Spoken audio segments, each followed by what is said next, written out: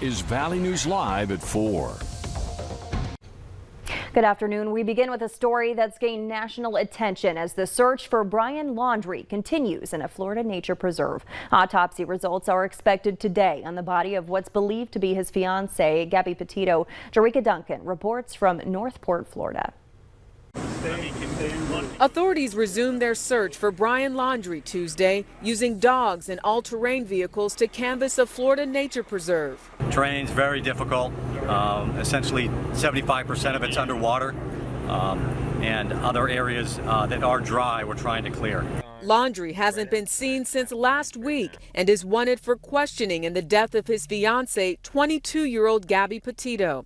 A body believed to be Petito's was found at a Wyoming national park over the weekend. The pair had been on a cross-country road trip. I'd like to report a domestic dispute. Florida license plate, white land. This 911 call made on August 12th detailed an altercation between the two. We drove by and the gentleman was slapping the girl. He was slapping her? Yes, and then we stopped. They ran up and down the sidewalk. He proceeded to hit her, hopped in the car, and they drove off. Police body cam video shows the immediate aftermath of that call. We just been fighting all morning, and he wouldn't let me in the car before. And then Why wouldn't he let you in the car? Because of told your me OCD? told me I needed to calm down. No charges were filed, and the next day the couple continued their trip to Wyoming. Authorities are not commenting on the evidence seized Monday from the Laundrie family home in Northport, Florida. Community members are adding to a growing memorial for Petito. I just can't imagine having a child and losing a child, and here she is on a venture of a dream. It had to be a dream. Everybody just wants answers. Answers they might not get as long as Laundrie is missing. Jerika Duncan, CBS News, Northport, Florida. An attorney for Gabby Petito's family says they will be making a statement when Gabby is home. Now here's Hutch with the first look at the forecast. Hutch? Stacy, thanks so much. We take a peek in at the Dakota Magic Casino, Dakota Winds Golf Course out there. A beautiful day. Temperatures are comfortably cool. There's a little bit of a breeze, but all in all, our conditions are favorable in most locations. A look at the satellite showing a few spotty showers in the Arrowhead of Minnesota. Couple of lightning bolts working their way in toward the Langdon area, not far from you in Walhalla. That is, so we take a closer look, just a renegade thunder shower like we talked about last night.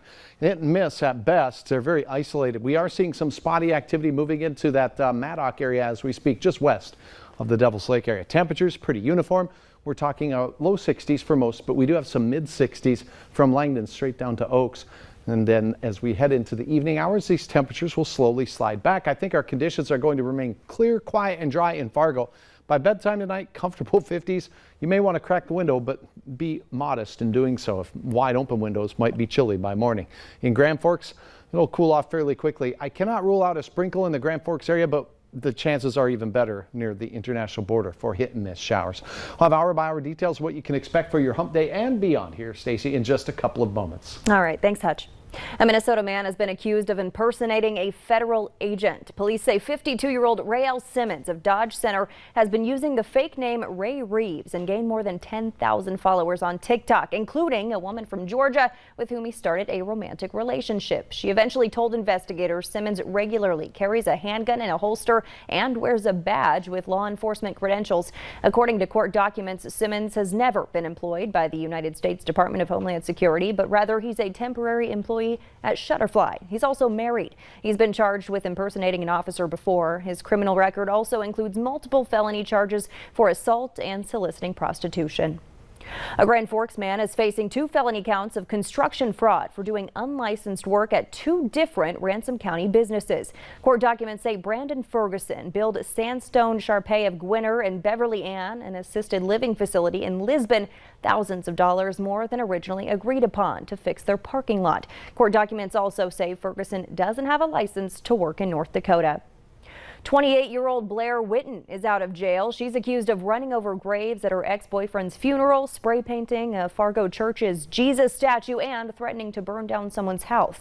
She was faced with 3 felonies and 6 misdemeanors in a 2-month span this summer. Her bail was originally set at $20,000 cash, but it was reduced in a bond hearing this morning. New for you now at 4, several neighbors in South Fargo are reminding you to lock your cars and keep them inside your garage if possible after they say 2 prowlers were caught on camera throughout the neighborhood looking through cars trying to break in. It happened in and around the 4300 block of 54th Avenue South near Walmart, where neighbors say 2 masked men biked up and down the neighborhood, stopping in driveways and shining a flashlight into vehicles, hoping for an unlocked door and expensive items left behind. Neighbors say 1 car was broken into and a woman's purse was stolen. We reached out to Fargo police, but haven't yet heard back.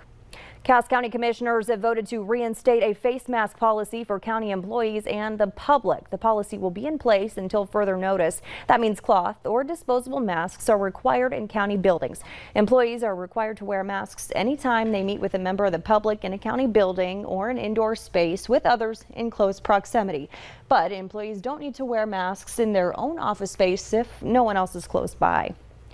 Johnson & Johnson has announced the results of a study looking at the performance of its single-dose COVID vaccine and booster shot. The drug company says, according to real-world data, its vaccine is 79% effective against COVID-19 infections and 81% effective against COVID-19 related hospitalizations. Those numbers did not fall off when the Delta variant became dominant in the U.S. Johnson & Johnson also says their data shows a booster shot at 6 months or later produces even better numbers, showing protection rates jumping to 94%. The company that operates the Dakota Access Oil Pipeline wants the U.S. Supreme Court to reverse a ruling ordering additional environmental review. Earlier this year, the Circuit Court of Appeals panel supported the argument that the project deserves an environmental review and is currently operating without a key federal permit. The study will determine whether the U.S. Army Corps of Engineers reissues a permit for the line to cross the Missouri River in south central North Dakota. President Biden delivered his first address to the United Nations General Assembly today. He urged the world's nations to work together better when it comes to climate change and the pandemic, promising the U.S. will lead the way. Michael George is at the UN with the latest. The United Nations, His Excellency Joseph R. Biden Jr. In his speech to the UN General Assembly, President Biden addressed a cascade of crises and declared America is back to help fix them, starting with the COVID-19 pandemic that's taken the lives of 4.5 million people worldwide. Bombs and bullets cannot defend against COVID-19 or its future variants. To fight this pandemic, we need a collective act of science and political will. In his 35-minute speech, he promised additional U.S. commitments to advance the fight against the coronavirus. He'll follow up Wednesday with a virtual COVID-19 summit at the White House.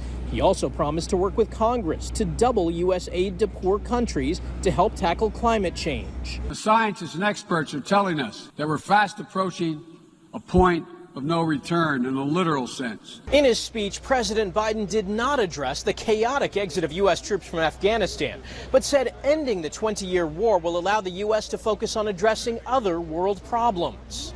Instead of continuing to fight the wars of the past, we are fixing our eyes on devoting our resources to the challenges that hold the keys to our collective future. He also addressed tensions with China. We are not seeking a new Cold War or a world divided into rigid blocks.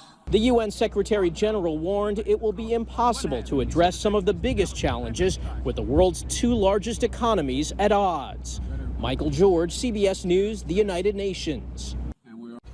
Later today, back at the White House, President Biden will meet with UK Prime Minister Boris Johnson, who has praised the, quote, very different mood in Washington when it comes to climate change.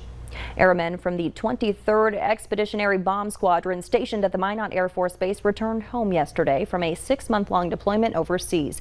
They helped provide strategic bomber support to our allies and partners across the world and logged more than 3,000 combat flight hours, helping provide firepower support to the final U.S. forces departing Afghanistan. A backlog of container ships off the coast of California could impact your holiday gift giving. More than 70 container ships are waiting to unload at the port of Long Beach. That means goods will pile up on loading docks, causing a major disruption in the global supply chain. Carriers are reportedly canceling upcoming sailings to allow the backlog to clear. Experts say the record number of container ships comes as retailers gear up for the holiday season.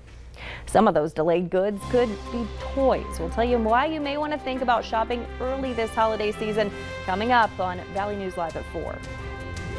And that moon shining brightly over the Nelson County area. Rick Craig, thanks for sharing that harvester photo there from eastern North Dakota. Temperatures this morning mighty chilly off to the west and north, a few upper 30s in Crookston as well as Hallock.